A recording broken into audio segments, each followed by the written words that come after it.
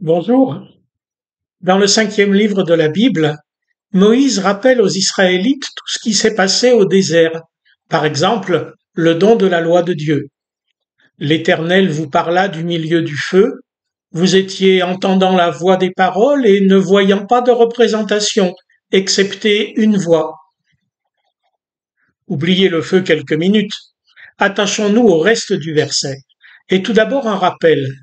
L'Éternel vous parla. Peut-être ne l'avez-vous pas écouté, ne vous en êtes-vous pas rendu compte?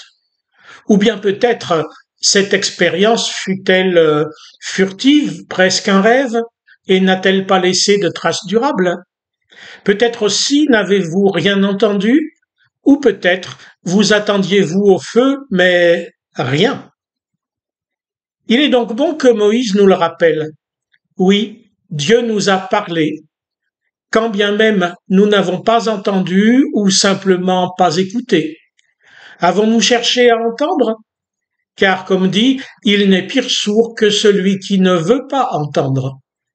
En fait, nous préférerions voir. Comme Thomas? Oui. Mais Jésus nous a prévenus. Heureux ceux qui ne voient pas et qui croient. Et déjà Moïse nous l'avait dit, seulement la voix, rien à voir. La voix des paroles. Pas de cris, pas de haut-parleurs, pas de sentiments ni d'émotions, pas de musique, pas de silence, seulement la parole de Dieu à nous adresser. Et donc pas adressée aux oreilles, mais au cœur, à l'âme, car la parole de Dieu concerne notre propre vie, seule et ensemble, notre comportement, nos chemins. Elle ne peut pas être chosifiée.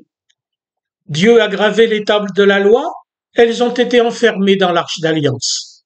Il a donné la manne, elle aussi est enfermée dans l'arche. Et l'arche a disparu à jamais. Aucune image, aucune représentation. On ne se représente pas Dieu, on ne le représente pas, non pas parce que c'est interdit, ça l'est, mais parce qu'il se présente lui-même où, quand et comme il veut.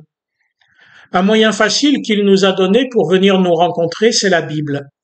Celle-ci n'est pas une parole, ce n'est que du papier et de l'encre, voire des caractères électroniques. Mais lorsque nous la lisons par la foi, en faisant confiance à Dieu pour qu'il nous parle à travers elle, alors nous courons un grand risque, que Dieu nous parle vraiment, que nous l'entendions et que cela change notre vie. Car celui que la Bible nous montre, c'est Jésus-Christ mourant pour nous, et son tombeau est vide. Non, décidément, rien à voir. Comme pour le prophète Élie à Horeb, la voix d'un doux murmure. Et c'est bien ce que nous chantons parfois. Jésus est au milieu de nous, son regard s'abaisse sur nous, sa douce voix, l'entendez-vous? Je veux vous bénir tous. Je veux vous sauver tous. Oh, je vous aime tous. Et le Père lui-même de nous dire, celui-ci est mon Fils bien-aimé. Écoutez-le.